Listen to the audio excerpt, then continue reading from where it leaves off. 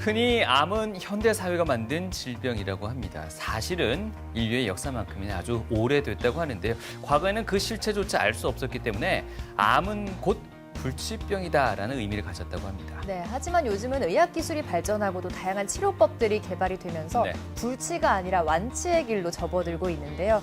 조기에 발견해서 적극적으로 치료를 하면 희망을 가져볼 수 있다고 합니다. 네, 절망이 아닌 희망의 메시지를 드리고자 합니다. 저희 TV 메디컬 약손에서요, 암 특집 시리즈를 준비했는데 오늘 네. 그 첫 번째 시간입니다.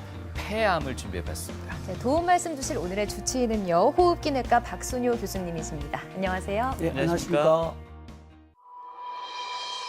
사망 원인 통계 속 부동의 1위를 달리는 암. 그중에서도 가장 무서운 것은 단연 폐암이다. 온갖 매체를 통해 폐암에 대한 경고가 이어지고 있지만 지금도 어김없이 폐암은 매섭게 사람들의 목숨을 앗아간다. 폐암은 조기에 진단하기가 매우 어렵습니다. 후기나 말기 정도가 되었을 때야 비로소 증상이 나타나기 때문에 폐암을 일으키는 가장 중요한 원인은 흡연이 있습니다. 제가 담배를 피우면 폐암에 걸리나요? 라고 질문하시는 분들이 각 있는데 걸릴 확률이 상당히 있다라고 말씀드릴 수 있겠고, 폐암을 예방할 수 있는 가장 좋은 방법은 금연입니다. 소리 없이 숨통을 조여오는 폐암의 공포. 그 속에서 희망을 찾는 오늘의 주치의, 호흡기내과 박순효 교수와 함께한다.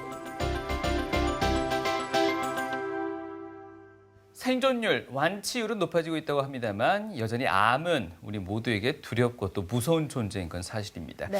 이 환자가 받는 신체적, 정신적 고통뿐만 아니라 이 환자의 보호자 또 간병인들이 받는 그런 부담도 상당하죠. 네, 그래서 암은 치료가 끝이 아니라 시작이다 이런 말이 있는데요. 네. 그만큼 암의 치료 또 관리가 중요하다는 의미 같습니다. 저희가 어떻게 좀 받아들여야 되겠습니까?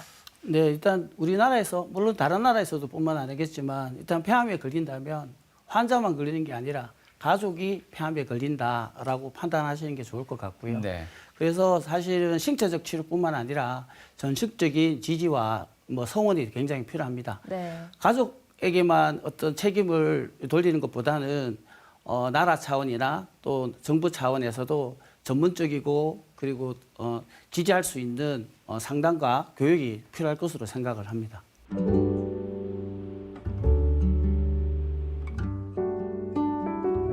복도를 미술관 삼아 열린 작은 전시회. 이곳에 전시 중인 작품들의 작가는 다름 아닌 암 환자들과 그 가족들이다. 2018년 10월 10일부터 저희들이 이제 암 환자를 위한 공연 혹은 위로의 밤 같은 행사를 하고 있었습니다. 주로 이제 직원들이 이제 노래도 부르고 환자들을 위로하기 위한 무대도 마련하였던 것인데, 이제 코로나가 있으면서부터 전시회로 이제 바뀌게 되었고, 올해 전시회는 이제 저희들이 병원에서 치료받은 환자들의 작품을 중심으로 해서 암을 진단받고 고통의 과정을 이겨나가는 그런 것을 테마로 해서 특히 이제 소암 환자들의 작품을 중심으로 해서 전시를 하고 있습니다. 죽음을 목전에 둔 것만 같은 불안과 공포. 이런 부정적인 감정은 치료의 걸림돌이 되는데, 복잡하고 힘든 치료 과정을 견디기 위해서는 희망이란 동력이 반드시 필요하다. 예, 암은 실제로 이제 신체적 고통뿐만 아니라 암 환자들이 진단을 받고 나면은 심리적, 사회적, 영적으로 포괄적인 고통을 겪게 됩니다. 심리적, 사회적, 영적 돌봄을 다학제적 팀을 통해서 포괄적으로 제공할 수 있는 게 암센터라는 좀 삭막한 표현보다는 암치유센터라는 것으로 명하고 나서 그런 시스템을 갖춰가고 있습니다. 수술 이전의 과정에서부터 수술 이후의 치료까지 이어지는 암치유센터의 역할. 항암 화학요법과 방사선 치료는 물론 영양관리, 전문 의학 강의 등이 치료에 힘을 보태고 있는데, 이를 통해 의료진들은 환자의 이해를 돕고 완치를 향해 함께 나아간다. 직원들이나 저나 모두 이제 암 환자들과 한 편이고 한 가족이라고 생각합니다. 그래서 진단부터 모든 암의 치유까지 이르는 과정 동안 저희들과 어떻게 하면 가장 친한 친구, 동반자로서 여러분과 함께 늘 것이니까 믿고 저희와 함께 암을 잘 치유하고 이기는 과정까지 나가시면 될 것 같습니다. 네, 이전까지는 암 진단을 받으면 전문과를 찾거나 아니면 한 분의 의료진을 찾는 경우가 많았습니다. 네. 그런데 요즘은 통합진료 형태로 패러다임이 바뀌고 있다고 합니다. 이게 어떤 식으로 바뀐 건지 좀 구체적으로 설명 부탁드릴까요? 네, 예전 같으면 이렇게 폐암에 대한 진단과 치료의 경험이 많은 저와 같은 호흡기내과 의사나 혈액종양내과 의사들이 혼자서 치료를 결정을 하게 되고 필요한 경우에만 기타 여러 과에 개별적으로 그분의 의견을 묻는 형식이었다면 지금은 진단을 할 때는 호흡기내과 그리고 조직검사에서 병리과 교수님 그리고 영상의학과 교수님 그리고 치료 수술을 담당하시는 흉부외과 교수님 네. 그리고 방사선 치료를 담당하시는 방사선 종양학과 교수님 항암 치료에서 전문적인 지식을 가진 혈액종양내과 교수님 이렇게 7개가 교수님들이 모두 모여서 그 환자에 대해서 전체적인 토의와 토론 이후에 치료를 결정하게 됨으로 해서 최소한 최선의 결과는 아닐지라도 최악의 결과는 막을 수 있기 때문에 우리가 전혀 기대하고 싶지 않은 나쁜 결과를 예방할 수 있는 아주 좋은 진료 형태라고 볼 수가 있겠습니다. 네. 이 통합진료 형태에 대해서는 저희가 다음 시간에 조금 더 깊이 있게 또 네네. 알아보도록 하겠습니다. 오늘의 주제인 폐암에 대해서 한번 알아보도록 하겠습니다. 과거 지치지 않고 뛴다고 해서 박지성 선수에게 네. 붙여졌던 별명이라고 해서 뭐 세계 폐라는 맞습니다. 이야기도 있었는데요. 우리가 숨 쉬는데 정말 없어서는 안 될 중요한 기관이기도 합니다.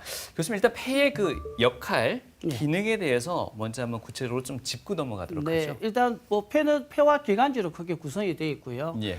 이 폐는 오른쪽이 3개, 왼쪽이 2개로 되어 있는데 일단 공기 중에 있는 산소를 저희 폐에서 흡수를 해서 산소를 우리 몸에 전신으로 다 이렇게 공급을 하는 역할을 하고 우리 몸에 해로운 이산화탄소를 공기 중 밖으로 내보내서 우리의 이제 정상적인 호흡 활동을 유지하게 되고요. 그리고 폐포 주변에 혈관들이 많아서 체온 역할도 하기도 하고요.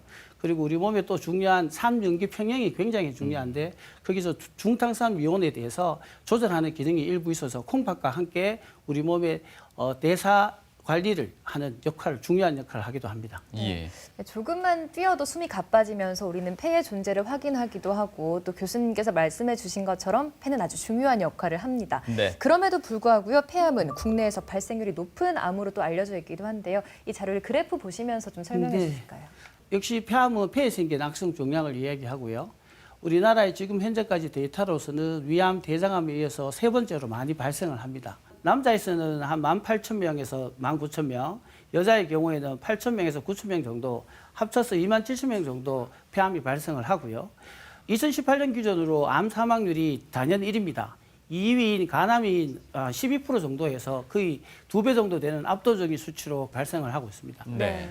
그리고 우리나라 사람들이 지금 생존 수명이 계속 늘어나고 있는데요. 남자에서 같은 경우는 5명 중에서 2명, 여자의 같은 경우는 3명 중에 1명까지는 살아서 돌아가실 때까지 암에 걸릴 확률이 있습니다. 이거는 정확하게 우리나라 통계이고요. 남자와 여자에 대해서 잠깐 분리를 해보면요. 남자는 나이가 들면 들수록 발암 가능성이 높아진다고 볼 수가 있습니다. 특히 폐암 같은 경우는 최고 치료는 절정 부분이 보통 70세 이후가 가장 많고요. 여성분 같으면 조금 틀립니다. 특히 유방암, 갑상선암은 오히려 40대 중반에서 50대 중반까지가 훨씬 발생률이 많기 때문에 오히려 나이가 들면 들수록 발생률은 줄어들게 됩니다. 그래서 여성의 경우에는 아무래도 발암물질이나 노출이 좀 적은 편이기 때문에 유방암, 갑상선암에 대한 적극적인 검사가 중년에 꼭 필요하고 그 이유는 아마 남성과 같다고 생각하시면 될 것 같습니다. 네. 2019년부터 국가암검진에 폐암도 포함이 됐습니다. 네. 어느 암이 다 그렇다시피 폐암도 조기 발견이 중요하다는 의미로 좀 받아들여지는데 조기 발견이 가능해지면 좀 예방을 또 할 수도 있을까 싶긴 한데 어떻습니까? 예, 조기 검진이 굉장히 중요합니다. 그런데 폐암 검진이 2017년 그 준비 사업을 통해서 2018년부터 이제 시행이 되고 있는데요. 그 전에 우리나라에서 5대암 같은 경우에는 아주 일찍부터 시작이 됐었습니다. 그런데 이렇게 폐암이 이런 조기 검진 사업이 이렇게 늦어진 이유가 여러 가지 역학 연구를 통해서 검사를 시행했는데 조기 검진의 효과를 규명을 하지 못했습니다. 그런데 최근에 이제 그 규명 통해서 조기 검진을 특히 고위험자, 이렇게 30감염 이상의 55세에서 74세의 흡연력이 굉장히 많은 분들을 한정해서 저전액 CT를 매년 찍었을 경우에 환자의 수명을 10.6년 연장시키는 효과를 확인할 수가 있었고 그것 때문에 아주 활발하게 지금은 조기 검진 사업이 진행되고 있습니다. 예. 마지막으로도 말씀하셨듯이 조기 진료, 조기 검진이 이 사망률, 생존율과도 직결되는 이 폐암인 것 같습니다. 네. 계속해서 이 폐암의 종류와 증상 그리고 위험 요인에 대해서 자세히 알아보겠습니다. 그러면 폐암의 종류에 대해서 한번 알아보겠습니다. 원발성 폐암, 전인성 폐암, 악성 준비성이 있는데 흔히 저희들이 폐암이라고 하면 원발성 폐암을 일컫고요. 그리고 예전에는 평평상폐암이 훨씬 많았지만 이제는 선진국 국가로 가면서 서남종이 이제 대세를 차지하고 있습니다. 보통 여성과 비흡연가에서 가장 오른쪽에 있는 서남종이 가장 많이 걸리고요. 평평상피세포암이나 소세포암의 경우에는 남성과 흡연과 연관이 있다고 하시면 되겠습니다. 네. 폐암의 주요 위험 요인으로는 흡연이 가장 압도적입니다. 특히 우리나라에서는 흡연율이 계속 줄어들고 있지만 남성의 경우에는 폐암을 발생한 사람들 중에 85%가 흡연과 연관이 있기 때문에 우리나라 남성의 경우에는 반드시 금연이 폐암을 막는 가장 중요한 방법이라고 보시면 되겠고요. 실제로 지금은 많이 사라졌지만 예전에 저희 부모님 세대의 경우에는 간접 흡연도 꽤 많이 했었거든요. 네. 그렇다 보니까 흡연을 하지 않았는데도 불구하고 소세포 폐암이나 평평상폐암, 흡연과 연관된 폐암이 발생하는 경우가 꽤 많이 있습니다. 기타 성면 나동 등 자급장 뇌물출뿐만 아니라 가족력은 어떻게 보면 젊은 사람에서 폐암이 생겼을 경우에는 가족력을 대부분 시사하고요. 일반인들이 저희들한테 가장 묻는 질문이 그러면 어떤 증상이 생겼을 때 폐암을 의심할 수 있느냐라고 얘기를 하십니다. 하지만 결론적으로 말하면 다음과 같은 여러 가지 증상이 있지만 이 모두 폐암의 전형적인 증상이 아닙니다. 일반적인 감기나 폐렴 또는 기관지염, 만성폐쇄성 폐질환, 천식과 같은 여러 가지 다양한 호흡기 질환에서 다 나타날 수 있는 질병이기 때문에 이 증상을 통해서 나는 폐암이 의심이 된다? 아니죠. 남성의 경우에는 흡연을 하고 있을 때 이런 증상이 있는데 개인병원을 가서 약을 복용을 했는데도 불구하고 호전이 되지 않는다. 네. 그럴 경우에는 반드시 호흡기 내과 전문 의사를 찾아와서 저선양 CT를 찍는다든지 정밀 검사를 시행을 해서 암이 있는지 없는지를 꼭 봐야겠습니다. 그 이유가 뭐냐면 폐에는 신경이 없기 때문에 그렇습니다. 지난주에도 7분 정도 폐암이 진단이 됐는데 공의하시는 말씀들이 그겁니다. 이렇게 멀쩡하고 아픈 데가 없는데 어떻게 폐암 말기라고 얘기하시냐라고 질문을 하시는데 실제로 폐에는 신경이 없습니다. 그렇다 보니까 폐 안에서 주먹만하게 암덩어리가 커지고 자랄 경우에는 신경이 있는 곳에까지 침범하지 않을 경우에는 4기가 되는데도 전혀 증상을 느끼지 못하다가 증상을 느껴서 병원에 와서 폐암으로 진단될 경우에는 말기다라는 표현을 하는데 일부에서는 사실이라고 볼 수가 있습니다. 왜냐? 폐에는 신경이 없기 때문에 말기라는 뜻은 폐를 벗어나서 다른 곳에 이미 신경이 있는 조직으로 침범을 했다는 증거이기 때문에 네. 그게 이제 폐암 말기라고 볼 수 있습니다. 결론적으로 말씀드리면 정상에 기준한다기보다는 남성의 경우에는 반드시 금연을 하시고요. 그리고 호흡기 증상이 있어서 간단하게 1, 2주 치료를 했는데도 불구하고 호전이 없을 경우에는 호흡기 내과 전문 의사를 방문해서 검사를 받아보는 게 더 좋다고 볼 수 있겠습니다. 네. 네, 말씀해주신 증상들 중에서는 또 흔한 감기 증상도 있었잖아요. 네. 대수롭지 않게 여기셨다가 진단이 좀 늦어지는 경우가 상당히 많을 것 같아요. 네네. 감기는 그래도 그나마 증상이 경미하니까 감기 때문에 늦어진 경우는 좀 드물다고 볼 수가 있겠죠. 어차피 감기 때문에 병이 진단이 됐다기보다는 흡연을 많이 하고 있었기 때문에 암이 생겼겠죠. 근데 그거보다는 실제로 폐렴이나 결핵이 같이 암과 발병이 되는 경우가 있습니다. 특히 암이 기관지 내에 발생을 할 경우에는 폐쇄성 폐렴이 발생하니까 초기 증상은 폐렴과 똑같습니다. 그렇다 보니까 폐렴 치료를 하고 나서 호전이 되는 듯 하다가 호전이 안 되고 계속 지지부전할 경우에 근데 또 저희 호흡기 내과를 방문하게 되시거든요. 그때 폐암이 발견되는 경우도 꽤 있고요. 그래서 여러 가지 증상으로 이 폐암을 미리 이렇게 발견하고 의심하기에는 굉장히 어려운 부분이 있기 때문에요. 발암 물질이나 어떤 폐암의 원인 요인을 제거하는 것뿐만 아니라 정기적인 조기 검진이 반드시 필요하다고 이제 생각할 수 있고 방법으로는 저선양 흉부 CT를 찍는 것이 가장 좋다고 할 수 있겠습니다. 네. 저희가 일반적으로 건강검진 받을 때 찍는 흉부 CT를 말씀하신 거 예, 맞나요? 맞습니다. 예. 어떻습니까? 좀 전에도 뭐 짚어주셨는데요. 네. 이 금연 기간이랑 네. 폐암의 그 위험성이랑 좀 상관관계가 있을 것 같습니다. 네, 실제로는 이제까지 전 세계에서 벌어진 연구 결과에서 네. 흡연을 할 경우에는 일단 금연을 한다 하더라도 최소한 30년까지 지나야 비금연자와 똑같은 효과가 있다라는 연구 결과 때문에 많은 분들이 담배를 지금 끊어서 언제 이득을 보냐라고 네. 얘기를 많이 하십니다. 예. 실제로 우리나라 연구 결과입니다. 평소에 한 갑 이상 흡연을 하는 사람이 반갑으로 줄였을 경우에 폐암 발생률이 45%나 감소했습니다. 과거에 담배를 많이 피웠던 사람인데도 담배를 끊은 경우에는 폐암이 잘 걸리지 않고요. 네. 현재 담배를 피우고 있는 사람한테서 폐암이 발생하는 확률이 훨씬 높았다는 그런 결과를 우리나라 데이터에서 알 수 있게 되었습니다. 네. 그래서 과거에 좀 어린 나이에 했었을 때보다 이제 지금 현재 피고 있을 때 흡연자 차가 여러 가지 다른 발암 위험 요인과 같이 합쳐져서 폐암을 좀 더 발생시키는 게 아닌가 이렇게 의심해 볼 수가 있겠습니다. 네. 근데 전자담배나 아니면 타르나 니코틴 같은 이런 발암 물질이 좀 적게 든 담배가 있잖아요. 이런 경우는 조금은 덜 해롭나요? 어떤가요? 조금은 덜 해롭지만 안 해롭지는 않습니다. 네. 아무래도 타르 양이 있고요. 네. 연소가 될 때 나는 연기는 분명한 문제가 발암 물질이라고 볼 수가 있습니다. 그래서 이제 전자담배 같은 경우 향도 나고 이렇게 순하게 하다 보니까 순하면은 괜찮다라고 생각하는데 그렇지는 않습니다. 결국 연소가 될 때 발암 물질이 발생을 많이 하니까 필터를 통해서 줄인다 하더라도 그 발암 물질이 없어지지는 않거든요. 네. 그래서 전자담배는 어쨌든 덜 해롭다 한다 해서 폐암이 발생하지 않는 것은 아니다. 네. 라고 이렇게 알고 계시는 게 좋을 것 같습니다. 네.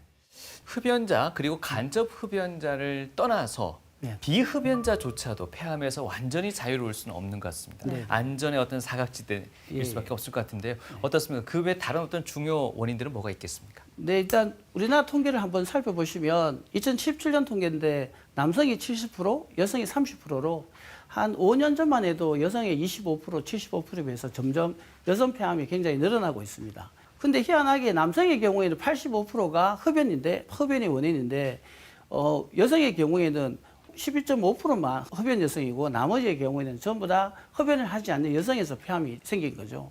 담배도 안 피우는 여성이 왜 암에 걸릴까? 가장 많은 건 간접 흡연입니다. 실제 여기는 우리 폐암 연구에서 했던 연구 결과입니다. 남편이 비흡연자인 비흡연 여성보다 남편이 흡연자인 여성의 경우에 2배 가까이 폐암이 네. 발생하더라. 그 다음에는 우리 어릴 때 생각해 보시면 공기가 굉장히 좋았잖아요, 나름. 요즘은 사실은 숨이 턱턱 막히기도 많이 합니다. 물론 중국의 황사와 여러 가지 중금속에 담겨 있는 많은 대기 질환이 문제겠지만 환경 노출이 분명한 건 예전보다 좋지 못하다. 그리고 WHO에서 얘기하는 라돈가스 또한 있는데 라돈가스는 아무래도 오래된 낡은 주택에 사는 분들한테서 굉장히 노출되고 자연에 존재하는 방사선 동위원소인데요. 네. 이게 어느 정도 비흡연 여성의 원인이 아닐까라고 추정하고 있습니다. 네. 그리고 흔하게 생각하는 직업적 노출이 가장 많은데요.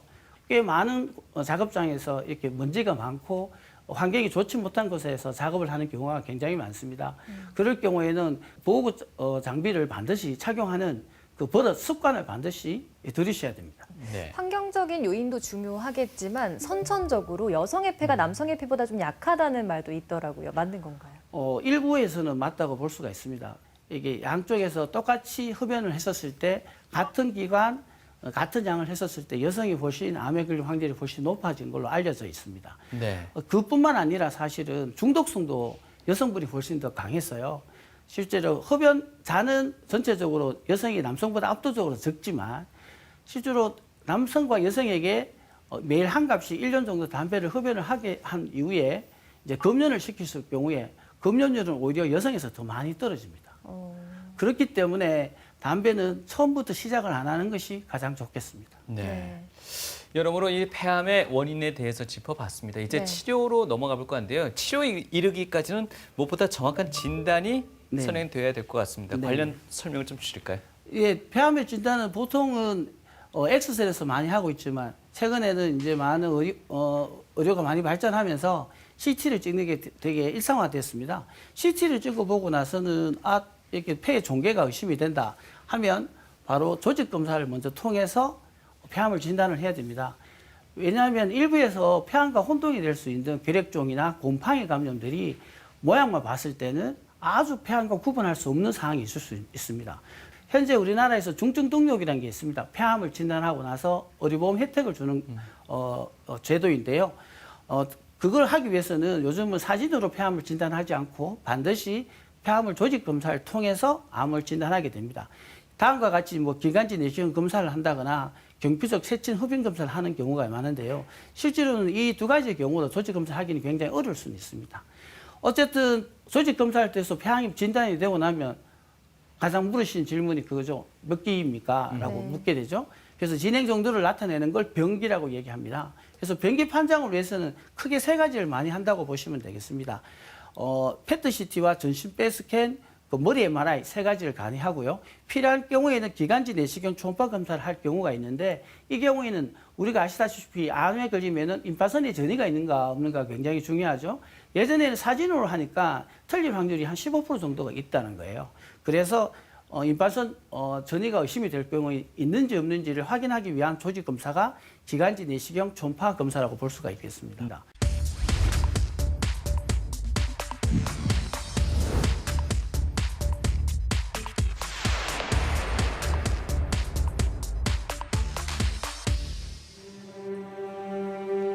몇 년 전 계속되는 두통에 병원을 찾았던 우석 씨. 그가 받은 진단은 뜻밖의 폐암이었다. 머리가 아파 왔어요. 머리 아프고 뭐 무기력하고 힘도 없고 문제 나는 일도 많이 했고 그 담배를 많이 피웠어요. 2각, 3각씩 피웠어요. 하루에. 정밀 검사를 시행한 박순효 교수. 역시나 원인은 흡연으로 보였다. 우상엽에 3cm가 조금 넘는 이게 폐 종괴 그 덩어리가 일단 확인이 돼서 저한테 의뢰가 되었고요. 환자분이 이제 폐에 대한 정밀 검사로 흉부 그 CT와 페트 CT, 또 머리 MRI, 뼈 스캔 같은 폐암 정밀 검사를 다 시행하고 조직 검사를 기관지 내시경을 통해서 시행을 해서 환자가 평평상피 세포암을 일단 진단을 했고요. 근데 크기는 작았으나 중간에 이제 임파선 전이가 주변에 있어서 환자는 처음에 한 2기 A 정도로 중기 정도로 지금 판단이 되었고요. 진단과 함께 일사천리로 진행된 수술. 다행히 치료 경과는 성공적이었다. 재발을 방지하기 위해서 보조 항암요법 치료를 4주기 정도를 약 4개월에 걸쳐서 일단 시행을 했습니다. 그리고 나서 현재까지 약 1년 반 6개월 정도 추적하고 있는 중간입니다. 현재는 재발 없이 치료의 반응이 좋아서 지금은 완치를 향해서 조금씩 나아가고 있고요. 이제 향후에는 이제 간격이 이제 2년 정도 지났기 때문에 6개월 간격으로 환자의 이제 CT를 찍어서 재발 여부를 추적할 계획입니다. 암 투병의 절망 속에 싹튼 희망. 조우석 씨의 인생은 새로운 분기점을 맞이했다. 음식도 그 마누라가 뭐 이것저것 해준 게 그거를 주워 먹고 혼자 이래 바람 쐬러 이제 많이 댕깁니다. 공기 좋은데 재미나게 살아야지. 진단 검사를 받다 보면 폐에 결절이 생긴 분들도 계시고요. 뭐 폐렴, 천식, 폐결핵 같은 다양한 질환 앓고 계신 분들도 계십니다. 이런 폐에 있는 질환들이 폐암으로 이어질 가능성은 어느 정도 되는 건가요? 어떻게 보면 이 질환들이 폐암으로 이어진다고 보기엔 조금 어렵습니다. 천식이 오래됐다고 해서 암으로 진행된다고 보지는 않습니다. 네. 하지만 만성 폐쇄성 폐질환이나 흡연을 많이 해서 생기는 만성 경관지염 이 두 가지 질환의 경우에는 폐암도 일으키고 두 가지 기도질환도 일으키기 때문에 어떻게 보면 흡연이 둘 다의 원인이겠죠. 네. 그러다 보면 어떻게 보면 그 두 질환이 이어진다기보다는 환자의 흡연에 의해서 암도 생기고 호흡기 질환도 같이 발생을 했다고 볼 수가 있습니다. 알겠습니다. 네, 지금부터는 폐암의 치료 방법에 대해서 자세히 알아보도록 하겠습니다. 교수님, 아무래도 폐암의 그 종류에 따라서 치료 방법도 달리하지 않겠습니까? 일반적으로 저희들이 폐암 1기, 2기, 3기, 4기라고 하는 것은 비소세포 폐암을 말합니다. 네. 그런데 최근에 계속 그런 부분에 대해서만 이렇게 홍보가 돼 있고 소세포 폐암에 대해서는 홍보가 잘 되지 않았어요. 이 소세포 폐암은 처음부터 크기가 작지만 미리 전신으로 잘 퍼지고 혈액과 뇌, 비장, 뼈로 전이가 굉장히 잘 갑니다. 그래서 비소세포 폐암과 소세포 폐암은 이렇게 나누어서 치료를 해야 됩니다. 비소세포 폐암은 기존에 알고 있는 것과 같이 1기, 2기, 3기 초까지는 수술이 가능하다면 수술을 시행을 하고요. 그리고 3기는 후기에 해당이 된다고 보죠. 예. 그 경우에는 수술을 선택하기도 하고 환자의 어떤 여러 가지 전신 상태에 따라서 방사선 항암 병력 치료를 시행하기도 합니다. 물론 이제 4기가 됐을 경우에는 완치를 목적하기보다는 정상 완화나 생존 연장을 위한 항암 치료를 하게 되고요. 이제 소세포 폐암의 경우에는 수술을 하지 않습니다. 원칙적으로는. 크기가 작아도 실제 수술해 보면 다른 곳에 전이가 작게 가 있을 확률이 높기 때문에요. 아주 특수한 경우를 제외하고는 이렇게 그 수술을 하지 않고요. 소세포 폐암을 병기로 나눈다면 1기, 2기, 3기, 4기라고 나눠지는 게 아니라 이렇게 많이 퍼지지 않는 제한성 병기, 모여져 있다는 뜻이고요. 그리고 많이 퍼져 있을 경우에는 확장성 병기라고 해서 단순하게 크게 두 기로 나누어집니다. 이유는 아주 크기가 작은데도 불구하고 다른 전신에 많은 전이를 일으키기 때문에 그렇습니다. 어쨌든 비소세포 폐암이든 소세포 폐암이든 병기 설정 검사를 통해서 나온 기수에 합당한 치료를 하기 전에 환자가 나이가 예를 들면 뭐 90세다. 너무 많잖아요. 무조건 수술만 할 수가 없다는 겁니다. 그래서 폐암의 단계별 치료 방법은 가장 원칙이 뭐냐면 환자의 전신 상태와 치료 적응도에 따라서 개인별 맞춤 치료를 해야 된다는 거죠. 그래서 뭐 기성복이 아니라 맞춤 정장을 꼭 맞춰야 된다. 이렇게 판단해야 되기 때문에 그래서 이전에 말씀드렸던 통합적 다학지 진료가 굉장히 중요하다고 볼 수가 있습니다. 네, 비소세포암 그리고 소세포암 구분해서 설명해 주셨는데 네. 이 두 가지 중에서 발생 비율이 더 높은 암은 무엇인지도 궁금하고요. 어떤 암이 더 예후가 좋습니까? 예, 일단 뭐 80에서 85% 정도는 여러분들이 다 알고 계시는 1기, 2기, 3기 하는 비소세포 폐암이고요. 네. 한 15% 정도, 많게는 20% 정도까지 소세포 폐암이 있는데 다시 말하면 5명 중에 1명은 꽤 소세포 폐암이 있는 편입니다. 네. 그래서 방송이나 여러 가지에서 홍보가 굉장히 적어서 암을 진단받고는 굉장히 당혹해 하시는 분들이 굉장히 많습니다.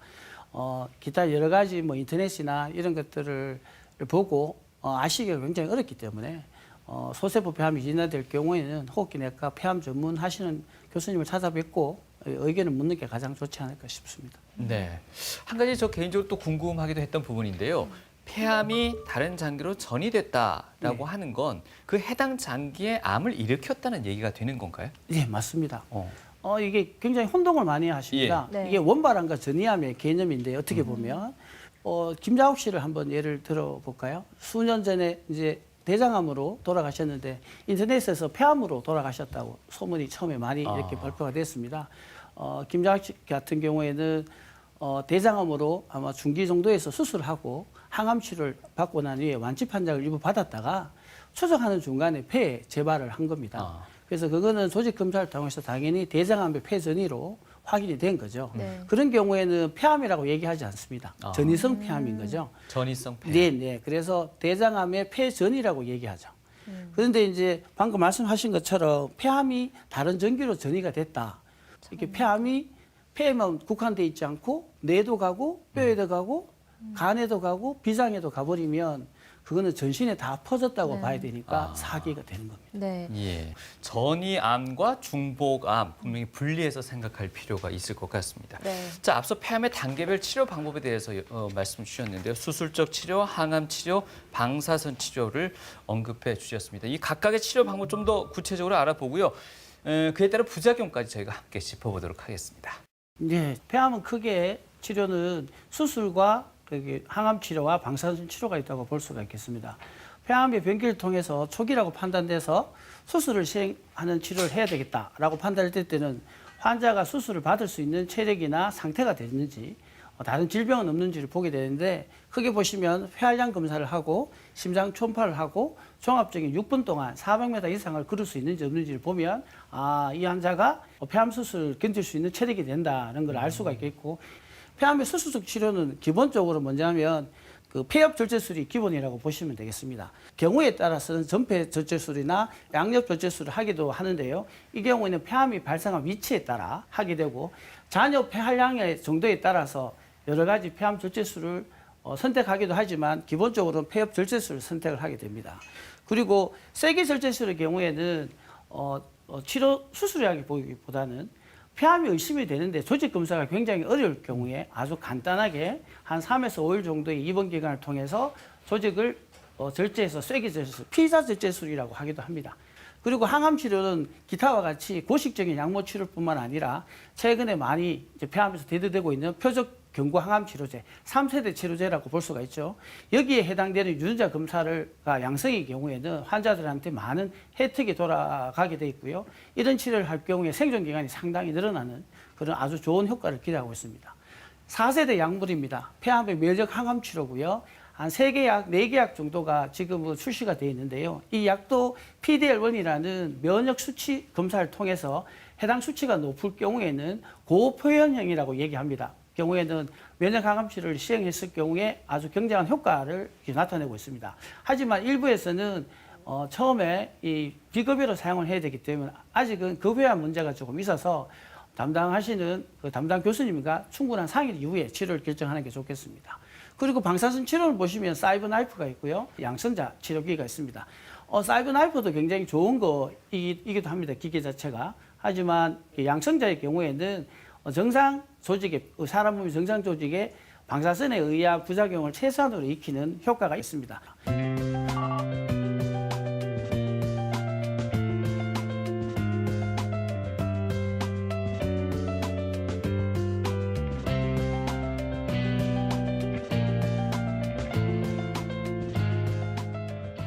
폐암에서 방사선 치료는 수술이 불가능한 진행된 병기일 때 방사선 치료와 항암 화학요법을 같이 해서 효과를 올려주는 그런 치료를 하고 있습니다. 그리고 둘째로는 초기 병기지만 수술이 어려운 경우, 환자의 상태 때문에 마취를 하기 어렵든지 할 때 방사선을 수술에 이용하는 것처럼 정위 방사선 치료를 함으로써 완치를 목적으로 치료하는 방법. 세 번째로는 뼈나 뇌나 간이나 부신이나 이런 경우에 전이를 가서 증상을 일으킬 때 그 증상을 완화하기 위해서 방사선 치료를 합니다.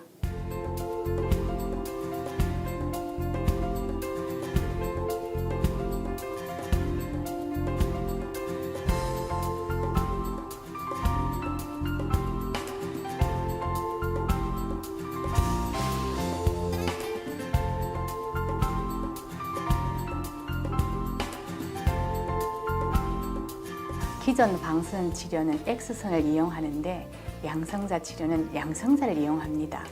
양성자는 입자이기 때문에 가속을 해서 치료에 이용하려면 에너지가 많이 들고 이 입자가 우리 환자의 몸으로 들어갔을 때 들어가는 초입에는 적게 흡수되지만 깊이 들어가서 환자의 종양이 있는 부위에서는 폭발적으로 방사선을 주고 바로 뒤에서는 사라져 버리기 때문에 정상 조직이 보호가 잘 되고 그럼으로써 폐암을 치료할 때도 폐암은 치료가 되어야 되고 정상 폐는 또 보호가 되어야 됩니다. 수술적 치료의 부작용을 한번 보시면 심장과 폐 합병증뿐만 아니라 숨도 많이 차고요. 특히 통증을 굉장히 많이 느낍니다. 왜냐하면 늑막에 신경이 있기 때문에 늑막 폐를 잘라내고 나서 이온 부분에 공기가 계속 새기 때문에 공기를 빼주기 위해서 흉관을 삽입해 놓는데요. 짧게는 3에서 5일, 많게는 한 일주일 정도 삽입해 놓은 상태가 있습니다. 그때 숨을 쉴 때마다 늑막 쪽에서 그 흉관이 탁탁 대이기 때문에 통증을 많이 호소를 합니다. 그 이후에도 당연히 회복될 때 큰 수술을 받고 나면 어려운 부분이 굉장히 많아서요. 수술적 치료는 경험이 많은 흉부외과 교수님과 상의를 해서 치료를 하는 게 좋겠고요. 약물 치료는 가장 중요한 게 골수의 혈액세포의 감염 가능성을 높이는 호중구 감소증입니다. 다시 말해서 골수가 억제가 되다 보면 내 몸의 면역이 떨어지게 됩니다. 그래서 내 몸에 멀쩡하게 있었던 또는 음식을 통해서 세균이 섭취를 했었을 때 주위에 다른 사람들은 전혀 걸리지 않는데 내만 설사를 한다거나 토사광란에 빠지는 그런 경우가 생깁니다. 그런 것들이 자기의 면역이 떨어지고 골수가 억제됨으로 해서 호중구 감소증을 통해서 우리가 말하는 폐혈증 같은 무서운 병으로 해서 간혹 약물 치료 도중에 사망하는 경우도 있습니다. 방사선 치료 같은 경우는 가장 힘든 게 방사선 폐렴입니다. 수술은 잘라내는 거라면 그 약물 치료는 녹이는 거라면 방사선 치료는 태우는 거라고 생각을 하시면 쉬운데요. 방사선의 폐에다가 암이 있는 곳을 태워서 하다 보니까 그 주변 부분이 방사선의 폐렴을 일으키는데 이 경우에는 세균에 의한 폐렴이 아니라 화상이라고 볼 수 있기 때문에 거기에 따른 또 치료 약제를 있습니다. 약제를 쓰면 굉장히 좋아지는데 이게 발견이 더뎌질 때가 있습니다. 왜냐하면 방사선 치료를 받다 보면 주치의한테 오는 경우가 조금 드물게 오다 보면 환자가 그냥 무조건 참아야 되는 줄알고 생각을 하시는 경우가 굉장히 많거든요. 방사선을 받고 있는 상황에서 마른 기침이나 호흡곤란이 발생할 경우에는 방사선 폐렴이 발생했을 가능성이 높기 때문에 반드시 호흡기내과 담당 교수님께 확인을 받는 게 굉장히 중요하고요. 그리고 식사를 잘 해야 되는데 이 폐가 들어가는 방사선 주위가 식도가 늘 포함이 되기 때문에 방사선 식도염이 필수 불가결하게 많이 생기게 됩니다. 그래서 연화곤란이 많이 생기는데요. 여기에도 요즘은 약들이 좋은 게 많아서 보존적으로 이런 부분을 없애지 못하겠지만 불편감을 덜어줄 수 있는 많은 치료들이 있습니다. 네, 폐암의 치료법 자세하게 알아봤습니다. 네. 한때 강아지 구충제를 드신 폐암 환자분께서 좀 호전이 됐다고 해서 인터넷에서 많이 화제가 맞습니다. 됐었습니다. 네네. 여기에 대해서 어떻게 보십니까? 정상적인 치료들이나 이렇게 크다란 대규모 연구나 기전이 밝혀져 있는 치료제의 경우에는 명백하게 과학적 기전이 밝혀져 있기 때문에 그 치료가 합당하게 그 연구를 받아들이는데 별로 어렵지는 않습니다. 네. 하지만 어떤 사람이 뭐 도라지를 삶아 먹었는데 좋아졌더라, 뭐 장생 도라지를 먹었는데 좋아졌더라, 아스파라긴산을 먹었더니 좋아졌더라, 뭐 이렇게 얘기하는 경우는 간단하게 말하면 그분이 뭐가 좋아진지는 알 수는 없습니다. 한 사람 뭐 한 가지 원인에서 좋아졌을지는 알 수는 없겠지만 분명히 굉장히 드문 이기 때문에 보편적인 사람들한테 그 한 사람의 특이한 경우를 위해서 나머지 999명이 필요 없는 치료를 받고 있을 수가 있습니다. 네. 그리고 해당되는 그 사람의 경우에는 제가 알고 있기는 항암 치료를 받으면서 개 구충제를 먹었기 때문에 개 구충제만으로의 효과라고 보기는 어렵습니다. 그거는 제가 보건대는 기존에 알려져 있는 합당한 폐암의 아주 지침에 따른 치료에 의한 효과라고 볼 수가 있겠죠. 네. 네, 앞서 폐암 진단을 말씀해 주실 때 이 기관지 내시경을 통한 조직 검사 중요하다고 말씀을 해 주셨던 것 같은데요. 네. 이뿐만 아니라 기관지 내시경 치료도 아주 획기적으로 변하고 있다고 하는데 어떤 내용인가요? 네, 치료도 요즘 많이 획기적으로 받습니다. 방금 말씀하신 것처럼 뭔가 조기에 진단을 하려면 아무래도 크기가 작죠. 작다 보면 진단하는 입장에서 굉장히 어렵습니다. 말기의 경우에는 퍼진 곳이 워낙 많으니까 그중에 아주 쉽고 안전한 곳을 하면 진단은 빨리 되지만 환자 입장에서 굉장히 불행한 일이 되겠죠. 한번 보시면 흉부 염산 검사입니다. 이제는 CT가 아주 당연시 되기 때문에 굉장히 이게 흔하게 이제 하지만 다량의 방사선 노출에는 나쁜 불리한 단점이 있겠죠. 그래서 방사선 양을 줄인 저선양 CT가 일단 우선이 됩니다. 하지만 암이 이렇게 발견이 되면 3cm가 넘어가면 폐에 결절을 하지 않고 종괴라고 얘기합니다. 덩어리라고 얘기하는 거죠. 이 3cm가 넘어가게 되면 이 예후가 좋지가 못합니다. 3cm가 넘어가면 일단 1기가 아니라 2기를 넘어가기 때문에 폐암학계 성적을 보시면은 완치율이 50% 미만으로 뚝 떨어지게 되는 거죠. 그래서 어떻게 하면은 3cm가 넘지 않은 시기, 아주 작은 결절 상태에서 진단을 할 거냐. 이게 굉장히 중요한 거죠. 수술이 가능한 1기 폐암의 경우에 2기 아주 3cm 조금 넘어가는 게 더 수술을 할 수는 있겠지만 어쨌든 크기가 크다는 건 잠재적으로 전이가 있을 확률이 굉장히 높으니까요. 그래서 폐암 금질의 타겟은 결절이 2cm, 최소한 3cm 이하라고 봐야 되고 수술적 제거를 통해서 치료 효과가 굉장히 우수합니다. 폐암 금질은 저선양 CT를 제가 말씀을 드렸는데요. 왜 이런 CT가 필요하냐면 엑스레이 보시면 중간에 있는 게 심장입니다. 심장인데 심장 뒤편에 이렇게 암이 이렇게 존재하고 있습니다. 보시면. 그런데 엑스레이에서도 자세히 보면 보이긴 합니다만은 네. 대부분의 경우에는 일반 의사 선생님 같은 경우도 충분히 놓칠 수 있는 부분이고 저걸 놓쳤다고 해서 잘못했다고 얘기하기 굉장히 어렵습니다. 왜냐하면 진단 방법에 문제가 있기 때문에 그렇죠. 당연히 저선양 CT를 찍는 게 중요하다고 볼 수가 있겠습니다. 그런데 간혹 어떤 검진을 통해서 하다 보면 저 정도 크긴 하지만 1cm 미만의 아주 희미한 이런 결절들이 보이는 경우가 있습니다. 이런 경우에 보시면 2002년인데 1년 동안 지났는데 아주 서서히 커집니다. 그래서 이렇게 천천히 자라는 사람의 경우가 있고 이런 경우를 폐결절 중에서도 간유리결절이라고 합니다. 이 경우에는 천천히 자라서 어떤 경우에는 뭐 5년, 10년에 걸쳐서 자라지만 크기가 계속 증가할 경우에는 조기에 수술적 절제를 하는 것도 고려하는데 CT 검사 한 번으로 되는 게 아니라 어쩔 수 없이 추적을 하게 되는 거죠. 그래서 이런 분과 꼭 조직 검사를 해야 되는 분이 똑같은 폐결절이라는 그 얘기 속에서 혼돈을 일으켜서 이런 게 발견된 환자분이 걱정을 하지 않으셔도 되는데 굉장히 불안해해서 이 병원에서 CT를 찍고 또 저 병원에 가서 CT를 찍는 그런 경우가 굉장히 허다했습니다. 그 이유는 크기가 너무 작기 때문에 미리 암 여부를 진단하기가 굉장히 어렵기 때문에 그렇습니다. 한번 보시면 그렇습니다. 처음에 진단됐을 때는 아주 작게 아주 있었는데 그 위에 3개월은 커졌습니다. 중요한 건 6개월 후입니다. 오히려 약간 더 줄어 보이지만 형태의 모양이 바뀌었습니다. 안에 공동이 메워졌죠. 이후에 갑자기 커집니다. 그래서 암은 어떻게 보면 정교 속도로 커지는 게 아니라 어느 일정 부분 크기가 커지고 나서 확 커지게 되는 그런 형태를 띈다고 볼 수가 있겠습니다. 자, 그래서 뭐냐면 크기가 너무 작을 때 이거를 조기 진단 조직을 해서 검사를 해야 되는데 수술은 할 수 있지만 수술도 했는데 알고 보니까 암이 아니다. 이럴 경우에는 흉곽경을 통한 수술 때문에 진료비도 많이 나오고 네. 내 몸도 상하고 굉장히 의료진에 대한 어떤 믿음이 전혀 없어지겠죠. 그래서 나온 게 내비게이션 기관지 내시경, 다른 말로 전자기 유도술에 의한 내시경입니다. 말 그대로 내비게이션을 이용한 겁니다. 환자한테 아침에 흉부 CT를 찍을 때 V패드라는 거 붙여놓고 이게 몸의 지표를 말하는 거죠. CT를 스캔을 하고 나서 이런 식으로 플랜을 합니다. 보시다시피 환자의 하엽에 아주 작은 이렇게 결절이 보이는데요. 저렇게 표시가 됩니다. 그러면은 기관지 모양과 함께 그게 되고 이렇게 3D로 이 기계가 다 합쳐서 이렇게 구현을 해줍니다. 보시면 이런 식으로 이렇게 구현이 되는데요. 버전에 따라서 이거는 2버전인데요. 3버전 같은 경우는 이거보다 훨씬 더 해상도가 좋아서 아주 저희들이 진료에 편합니다. 보시다시피 호흡에 따라서 타겟 결절이 이렇게 크기가 왔다 갔다 하게 됩니다. 이거를 이제 호흡에 의해서 충분히 사람 몸이 움직이기 때문에요. 그 모두를 다 인지를 해서 이렇게 확인을 할 수가 있습니다. 자, 이렇게 확인된 부분을 따서 이렇게 기관지 모양을 구현을 하고 쭉 따라가서 내비게이터로 쭉 따라 들어갑니다. 그래서 타겟되는 곳에 도달을 하게 되면 보라색이 녹색으로 바뀌게 됩니다. 그래서 조직 검사를 해서 진단을 한다고 볼 수가 있죠. 앞으로 이러한 그 전자기 유도술 또는 내비게이션 기관지 내시경뿐만 아니라 아직은 실험 동물에서만 하고 인간에서 아마 삼상 연구를 지금 계속 진행 중으로 알고 있는데요. 이렇게 수술실에서 조이스틱으로 꼭 마치 게임하듯이 할 수 있는 이런 것들도 향후에 조만간 실현될 거로 지금 생각되고 있습니다. 폐암 치료법이 발전하고 또 진화를 하면서 이제 완치라는 단계도 조금 더 가까워진 것 같습니다. 네. 폐암도 조기 발견이 중요하다는 거 계속해서 강조하고 있는데 이 폐암 검진의 중요성 교수님께서 한 번 더 강조해 주실까요? 네, 역시 폐암은 아무래도 조기 검진이 가장 중요한 것 같습니다.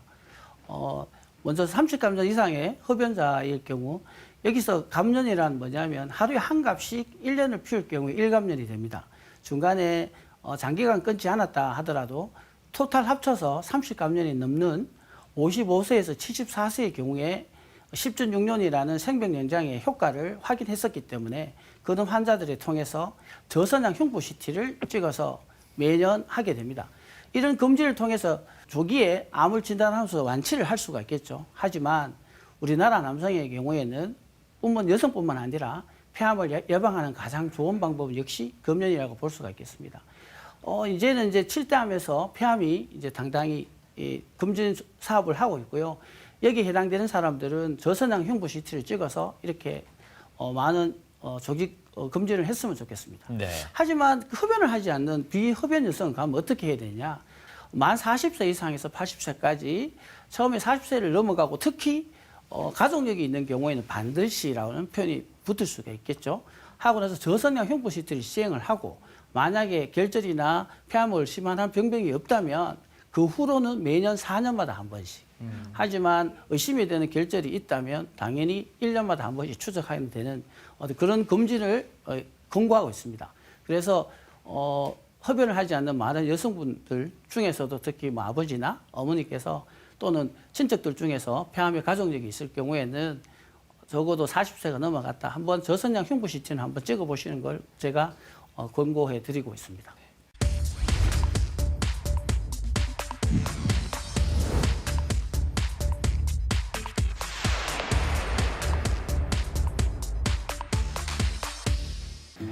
어떤 암이든지 암이라고 하는 자체는 치료하기가 힘들고 어렵고 그렇지만 폐암은 더욱더 어렵고 힘든 것 같아요. 담배를 많이 피거나 나쁜 공기 속에 많은 시간을 노출시키면 검연을 첫째 해야 되고 그다음 먼지나 뭐 이런 데서 작업하는 걸 좀 피하는 게 좋고. 금연하려고 니코틴 팬치를 붙이거나 약물 치료를 받기도 하는데 부작용은 없나요? 시민들의 목소리 잘 들어봤습니다. 니코틴 패치나 금연 약물의 그 부작용에 대해서 걱정하시는 분들 많으시네요. 일단 뭐 니코틴 패치 같으면은 그 담배의 그 발암 물질을 제거하고 예. 담배 중독성, 그 담배를 피우고 싶다는 욕구를 일으킨 니코틴을 패치를 통해서 몸에 피부를 통해서 전해주다 보니까 먼저 패치의 경우에는 피부 부작용이 생각보다 있을 수 있습니다. 네. 그리고 뭐 불면증, 가슴 답답함, 되게 예민함, 어지러움증, 두통 이렇게까지 있고요. 먹는 약물의 경우에도 불면증이나 그리고 그 어지러움증, 메스꺼움 같은 게 있을 수는 있는데 대부분의 이게 금단 증상과 거의 구분이 잘 안 됩니다. 예, 그래서 약물에 의한 부작용인지 금단 증상에 의한 부작용인지 구분하기 힘들지만 전체적으로 봤을 때 금연 약물이나 패치에 의한 부작용은 어떻게 보면 금단 증상에 비하면 아주 작다 이렇게 생각하시면 될 것 같습니다. 안전하다고 생각하시는 게 맞을 것 같습니다. 네. 네. 자, 그 밖의 궁금증은 약손 상담실 통해서 풀어보도록 하겠습니다. 네. 첫 번째 사연 바로 만나보겠습니다. 30년 가까이 담배를 피워온 50대 중반의 남자입니다. 저희 집안은 폐암 가족력도 없는 데다 주말마다 조기 축구를 할 만큼 폐가 튼튼하다고 자부하고 있는데요. 약 한 달 전부터 기침과 가래가 지속되고 있습니다. 혹시 폐암을 의심해봐야 할까요? 문제는 30감염이라는 네, 그죠. 표현인 것 같네요. 일단 금연부터 먼저 시작을 해야 됩니다. 네. 금지는 찾는 거지 이렇게 폐암을 예방하는 건 아니니까요. 금연부터 먼저 생각을 하셔야 될 거고 일단 가까운 기행병원뿐만 아니라 30감염이 가까이 됐기 때문에 아마 대학병원, 종합병원에 오셔서 아마 저소형 흉부시술을 통해서 폐암이 있나 없나를 확인도 해야 될 것 같고요. 이 분한테 말씀드리고 싶은 건 가족력이 없어도 이게 주말마다 조기 축구를 할 만큼 굉장히 튼튼하다. 건강하다는 것과 운동을 잘한다는 건 틀린 겁니다. 그렇게 따지면 우리나라에 있는 모든 운동선수들이 가장 최장수가 되어야만 하는데 네. 실제로는 많은 분들이 요절하게 되십니다. 이유가 뭘까요? 왜냐하면 건강하면 할수록 폐가 암이 생겼을 때 증상이 늦게 나타나게 되겠죠. 워낙 튼튼하다 보니까 암이 생기는데도 불구하고 그게 이제 커버가 되면서 환자분이 다 퍼진 상태에 오니까 어떻게 보면 나중에 생존은 더 이렇게 일찍 돌아가시는 그래서 역효과가 생기게 됩니다. 네. 그런데 우리 어릴 때 보면 비실비실한 친구들이 있죠. 그런 친구들이 길게 오래 산다고 얘기하시잖아요. 네. 그 이유가 조금만 아파도 병원을 가니까. 네. 예. 자꾸 검사를 하니까 검사를 하다 보니까 빨리 진단이 되는 거죠. 네. 그게 다른 말로 말하면 조기 검진의 중요성과 일맥상통하다고 할 수가 있습니다. 네. 그래서 이분한테 꼭 금연을 꼭 부탁드리고 가까운 병원에 가서 저전형 CT를 꼭 찍었으면 좋겠습니다. 저는 교수님 말씀 중에 건강하다와 운동을 잘한다는 건 전혀 다릅니다. 전혀 다르다는 말씀이 아주 귀에 와닿는 것 같습니다. 네. 다음 사연 만나보도록 하겠습니다. 올해 76인 저희 아버지께서 최근 폐암 진단을 받으셨습니다. 그런데 나이도 많이 들었고 이미 폐암에 걸린 환자는 금연을 해도 소용이 없다면서 담배를 끊지 못하고 계십니다. 나이가 있기 때문에 힘들게 담배를 끊지 않아도 된다는 저희 아버지 이대로 괜찮을까요? 나이가 있다고 하는데 76이라고 하시는데 어떻게 해야 될까요? 네, 76이라는 그 연세가 저한테 아주 중요하게 다가왔습니다. 폐암의 가장 호발 연령은 75입니다. 그래서 결코 많은 연세가 아니십니다. 네. 저희 병원에서 만으로 86세, 87세가 채 되지 않는 분까지 수술 치료를 받고 다 잘 살아 계시고요. 뿐만 아니라 요즘은 방사선 치료도 워낙 조기 진단하게 되면 크기가 2cm일 경우에는 수술을 하지 않고 방사선 치료만으로도 80% 이상의 치료 성적이 있습니다. 네. 그래서 제가 방금 전 시간에도 말씀드렸듯이 그 2cm 이하의 결절을 찾아내는 게 굉장히 중요합니다. 왜냐하면 2cm 이하일 경우에는 그 치료나 방사선 치료도 거의 치료 성적이 비슷하게 되는데 대부분은 보통 2cm 이상에서 찾아내기 때문에 문제인 겁니다. 그리고 폐암을 진단을 받으셨어요. 치료를 적극적으로 받으셔야 되지 나이도 많이 들었다고 해서 치료를 안 받으시면 안 되고 충분히 잘 받으시게 되면 아주 좋은 결과가 있습니다. 그리고 금연을 소용없다라고 하는데 방금 말씀하셨듯이 담배를 지금 피면 이 지금 피고 있는 담배가 내한테 다시 암을 일으키려면 30년을 더 사셔야 돼요. 예. 그렇다면은 지금 이 담배를 피는 게 내가 암을 3년 뒤에 살아 쉴 줄도 모르는데 펴도 되지. 네. 이렇게 얘기하시는 분이 계시다고요. 예. 그런데 안타깝게도 항암 치료나 여러 가지 치료에 이 흡연이 효과를 떨어뜨리고 있다는 게 증명이 돼 있습니다. 네. 그래서 뿐만 아니라 이게 될 대로 되라는 식으로 흡연을 계속하는 경우에 치료 의지도 부족하고 치료에 대한 부작용을 내가 완치를 하리라 하는 이런 환자의 의지가 굉장히 중요한 부분이 있는데 그런 부분이 전혀 생기지 않기 때문에 좋은 결과를 사실 얻을 수가 없습니다. 특히 만족스러운 결과를 얻을 수 없기 때문에 반드시 폐암이 진단된 경우에는 주치의와 상의하셔서 금년에 시도를 하시고 이게 하시고 제가 또 사적으로 말씀드리면 저도 사실 흡연이었고 제가 이제 담배를 끊은 지 한 7년 정도 됐습니다. 네. 많이 많이 피울 때는 워낙 제가 이제 많은 환자, 안 좋은 환자를 많이 보고 사망하시는 모습을 많이 보다 보니까 스트레스가 많아서 하루에 한 2갑씩 정도 필 때가 꽤 있었습니다. 지금 이제 금년한 지 8년 정도 되고요. 그런데 한 7번 정도 실패를 했습니다. 최장기간 2년 정도 끊었을 때도 있었고 기타 짧게는 2달 정도였죠. 그런데 가장 지금도 보면 스트레스가 많을 때는 피우고 싶다는 겁니다. 그래서 금년은 흡연은 간단하게 담배를 끊는 게 아니고요. 평생 참는 거라고 보시면 되겠습니다. 그래서 제가 지금도 잘 참고 있고요. 제가 최근 들어서 제가 한 일 중에서 가장 잘한 거라고 저는 생각하고 있습니다. 알겠습니다. 네. 자, TV 메디컬 약손 암 특집 시리즈 그 첫 번째 순서로 폐암의 진단과 치료 또 예방법까지 알아봤습니다. 네. 끝으로 더 전하실 말씀 있으실까요? 네, 제가 폐암 치료를 한 지 이제 30년 가까이 다 돼가는 것 같습니다. 제일 처음에 만났던 환자분이 젊은 여성이었는데요. 굉장하게 저한테 큰 마음에 영향을 굉장히 많이 준 환자분이라고 볼 수가 있습니다. 그래서 제가 치료를 담당하는 의사들뿐만 아니라 환자 가족, 폐암과 관련된 많은 분들께 꼭 말씀드리고 싶은 건 우리가 치료하는 것은 하고자 하는 것이 폐암이 아니다. 네. 뭐 폐암이 맞는데 왜 아니냐라고 하실지 모르겠지만 우리는 폐암을 치료하다 보면 사람을 놓칠 수가 있거든요. 그래서 폐암을 가진 사람을 치료하는 것이기 때문에 물리적인 신체적 치료뿐만 아니라 정신적 안정과 지지가 이런 것들이 굉장히 중요하다라고 저는 생각을 하고요. 이런 것들을 다 같이 잘 새겨서 폐암을 가진 사람을 잘 치료했으면 좋겠습니다. 마지막으로 하셨던 폐암을 가진 사람을 치료하는 것이다라는 문구가 가슴에 와닿는 것 같습니다. 네. 치료가 끝이 아닌 것 같습니다. 치유의 어떤 중요성도 함께 강조하실 것 같네요. 네, 다음 시간에는요. 대표적인 여성암인 유방암에 대해서 알아보겠습니다. 자, 오늘 희망적인 메시지 전해주셨죠. 호흡기내과 박순효 교수님과 함께했습니다. 고맙습니다. 고맙습니다. 네, 감사합니다.